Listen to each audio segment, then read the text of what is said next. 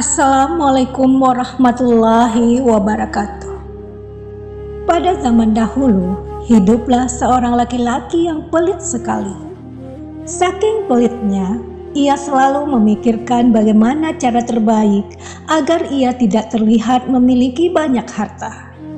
Sehingga orang-orang di sekitarnya tidak akan meminta apapun darinya, walau sedikit pun. Hingga suatu hari, ia berkeliling ke desa-desa tetangga. Di desa terakhir yang dia temukan, ia menemukan desa yang mana semua penduduknya suka menolong dan dermawan. Lalu,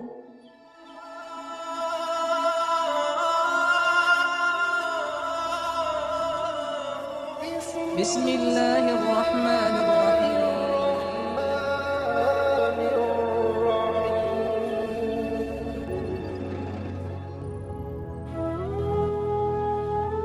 di desa yang semua penduduknya suka menolong dan dermawan itu, si lelaki pelit tersebut berpura-pura menjadi orang yang sangat miskin agar para penduduk desa itu iba padanya. Tanpa menaruh curiga, warga pun memberikannya santunan banyak sekali, dari makanan, uang, dan juga baju. Berkali-kali berbohong untuk mendapatkan bantuan. Akhirnya, kedok pria tadi ketahuan oleh salah satu penduduk desa. Sebabnya, ada warga yang tidak sengaja melewati kediaman si lelaki pelit. Ketika ia bergegas menutup pintu rumahnya dengan menenteng bantuan secara mengendap-endap. Lucunya, tak lama kemudian, laki-laki tersebut membuka pintu kembali untuk keluar dengan baju compang-camping dan memasang wajah memelas. Merasa tertipu, akhirnya para penduduk desa itu tak lagi memperdulikannya. Mereka terus saja melanjutkan aktivitas, mengacuhkan rengekan si laki-laki kikir itu. Terlebih, mereka telah mengetahui apa yang dilakukan laki-laki itu dengan pemberian susu kerbau dari warga. Ia diam-diam menimbunnya dan tak mau sedikit pun berbagi kepada tetangga sebelah. Bahkan ia cuek saja saat orang-orang menanyakan dari mana ia mendapatkan susu sebanyak itu. Lantas menutup pintunya rapat-rapat agar orang di sekelilingnya diam dan tak lagi bertanya. Tidak hanya menimbun susu kerbau, pria tersebut juga memendam hartanya di sebuah lubang supaya tak ada seorang pun yang tahu keberadaannya. Menanggapi sikap kikirnya yang menahun, semua penduduk desa, termasuk desa yang murah hati tadi, hanya tersenyum.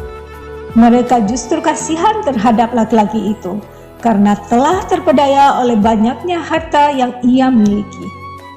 Keesokan harinya, datanglah seorang penunggang kuda yang tersesat. Mukanya pucat, ia tak tahan lagi menahan lapar dan dahaga. Untunglah dari kejauhan ia bisa melihat beberapa rumah penduduk. Dengan segera ia mempercepat laju kudanya agar bisa meminta bantuan. Paling tidak seteguk minuman. Tak lama sampailah ia di rumah laki-laki pelit tadi untuk mengharap bantuan sedikit makanan dan minuman agar melegakan perutnya yang kosong. Sayangnya, baru hendak turun dari kudanya, laki-laki pelit itu justru menghardiknya dengan marah. "Jangan turun di sini, wahai penunggang kuda. Aku ini tak punya apa-apa. Aku juga tak punya makanan maupun minuman, walau hanya sebatang rumput."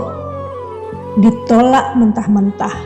Si penunggang kuda pun melanjutkan perjalanannya dengan sempoyongan. Ia menahan kesakitan dan kelelahan hingga membuatnya tertabrak pohon di tengah hutan. Setelah terjerembab jatuh dengan sisa tenaga yang ada, ia kembali memutuskan untuk melanjutkan perjalanan dan memutar kudanya memasuki desa yang para penduduknya terkenal suka menolong tadi.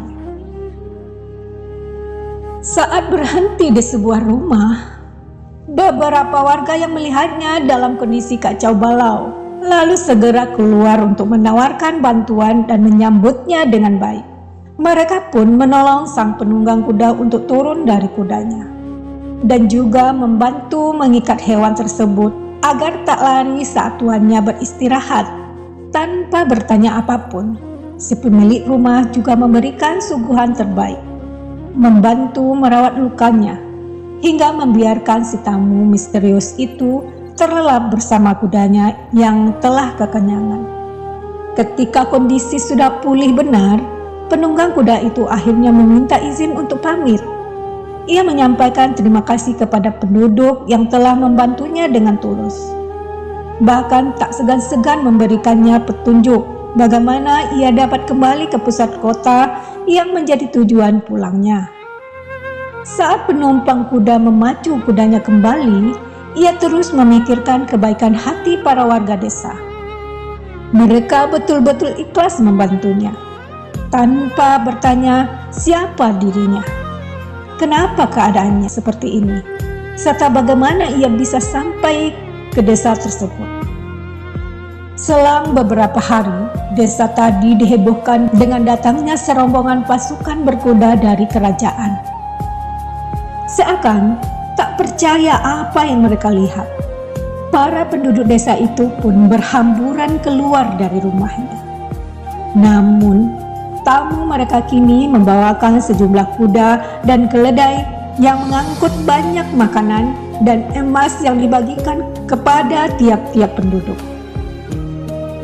Saking terkejutnya, mereka hanya menerima dengan terbengong-bengong, seakan tak percaya dan masih bertanya-tanya siapa dalang di balik banyak hadiah di tangan mereka. Setelah semua penduduk mendapatkan bagiannya, pemimpin pasukan yang berada di posisi paling belakang akhirnya muncul dan memperkenalkan diri. Ia segera turun dari kudanya dan menyalami satu persatu penduduk desa. Seketika itu juga penduduk desa mengetahui siapa dia. Dia adalah sang penunggang kuda yang tersesat dan kelelahan, yang ternyata seorang raja di wilayah mereka. Masya Allah, dengan perasaan bahagia dan terharu, sang raja kemudian menyampaikan terima kasih kepada seluruh penduduk desa dan mengundang mereka ke istana untuk menghadiri jamuan khusus.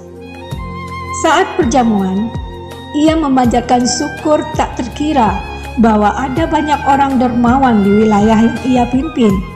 Mendengar kebahagiaan pemimpinnya, warga desa yang baik hati itu pun turut gembira serta menikmati semua hidangan dengan riang.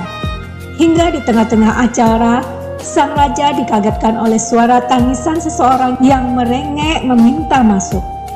Karena raja penasaran, ia meminta pengawalnya untuk mempersilakan orang tersebut masuk dan menyampaikan keluhannya. Ternyata yang menghadap raja adalah si laki-laki kikir yang menolak membantunya beberapa waktu lalu. Di hadapan raja ia menangis terseduh-seduh. "Kenapa engkau tidak menuju rumahku dulu? Dan kenapa engkau tidak menjadi tamuku saja? Andai saja engkau menjadi tamuku, maka aku tentu juga turut diundang dan ikut memperoleh bongkahan emas." Mendengar alasan itu, semua orang tertawa serta memintanya untuk segera pulang. Melihat raut muka penyesalannya, sang raja pun hanya bisa menggeleng-geleng kepala. Terheran-heran, bagaimana bisa seorang yang pelit ini bisa hidup di tengah-tengah orang-orang dermawan. Demikianlah teman-teman, nasib seorang yang pelit yang akhirnya disisihkan. Semoga kisah ini bisa menjadi inspirasi bagi kita agar tidak menjadi orang yang pelit. Terima kasih sahabatku yang beriman. Silahkan share video ini, karena dengan berbagi sahabat telah menjadi manusia yang bermanfaat untuk orang lain, sehingga menjadi amal jariah bagi kita semua. Amin ya rabbal alamin. Wassalamualaikum warahmatullahi wabarakatuh.